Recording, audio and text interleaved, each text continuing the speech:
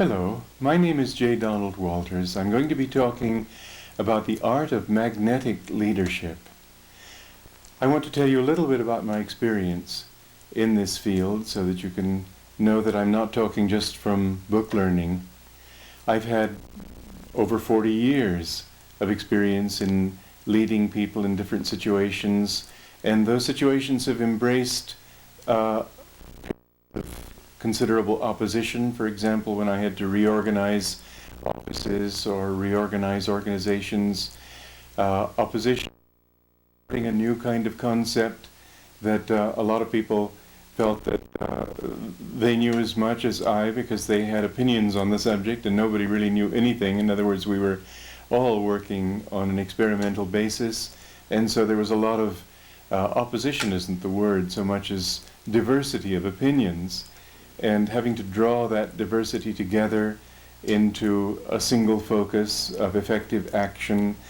I've been in positions that were not things to surmount, but to work with, where the working relationship was harmonious. But I've had many, many different types of leadership experience in organizing, in developing, in reorganizing, in continuing ongoing things. And I'm talking from that level, and what you're going to hear is basically the product of experience, as I said, not of book learning. Leadership is an essential part of life. It's not very popular in a democracy where people tend to think that everybody ought to have his hand on the steering wheel.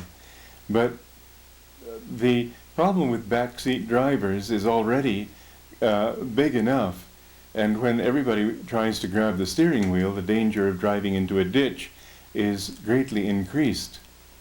Where does leadership stand then with democracy?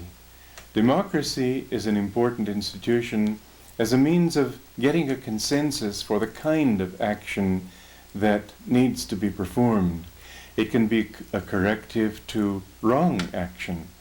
But when it comes to the point of actually doing something, then it's been found again and again that leadership is essential. You can't have several people all deciding what ought to be done. Even in some simple undertaking like mountain climbing, they've discovered that it's important that one person take the lead. This has been discovered also in military exercises, and it's just as true in business, that leadership is the determining factor in whether a thing will be able to work with a measure of equilibrium or be torn in so many different directions that it may easily fall apart. I had the experience many years ago of having to organize branch offices of an organization. And my idea, which I think is a perfectly natural idea, was that it would be wonderful if we did not have to depend upon the leadership ability of each individual branch. Because leaders change, they leave their jobs, they leave their positions, and if we could create, this was my reasoning, if we could create a kind of system that would function well no matter who was in charge, then we would have something that would be more permanent and long-lasting, not only in time, but in the direction of policy and energy and overall spirit. After quite a few years, I was forced to admit that, at least according to all the experience I was able to gain on the subject, it simply was not realistic. That the spirit of each group depended entirely, or I should say very much primarily, on the spirit of the leader. That where there was a good group, there was a good leader. If the leader changed and went somewhere else, and somebody else came in charge, almost overnight, the spirit of the group reflected the new spirit, the spirit of the new leader, or the sudden absence of the former spirit. And so I've come to recognize something that I myself fought hard against for quite a few years, and that is that leadership is an essential factor in any group endeavor, and that the most important thing for somebody who is trying to create a branch, an organization, a group function, whatever it might be, is to find somebody to put in charge of it who will be able to have the right spirit in order to carry it through in the way that you envision. I remember more recently putting somebody in charge of a function of the organization that I founded more recently. He asked me, "How do you see my work in this position?"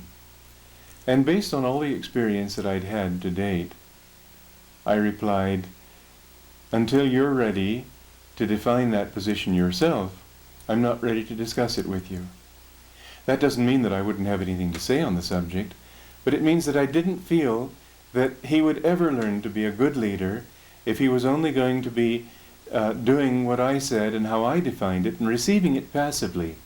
He needed to come up to the mark creatively himself, and at that level we would be able to discuss further how he might be able to fine-tune it, how he might be able to completely change his approach, because at least then we'd have something of his own to go with.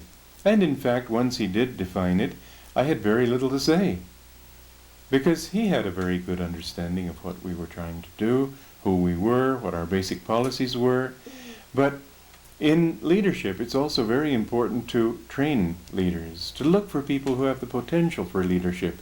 Leadership is important, therefore, in a group endeavor, but it's equally important in your own individual life. Because we are, in a sense, a group. You might even say a whole country. Every one of our psychological traits representing one citizen. And we have many different qualities, and some of them are cooperative and constructive, others are destructive or negative or full of doubt. We have conflicts within ourselves. When we try to do anything, there are all kinds of voices within us that say, well, it's a good idea, and another voice that says, oh, why do you bother? It's not worth the trouble. And another voice says, look at all the people who have tried it and it never worked. And another voice says, look at all the other experiences. Why should we do anything different? Let's see what they do. And so just like in any committee meeting, your own mind jumps back and forth between all these different approaches to the subject.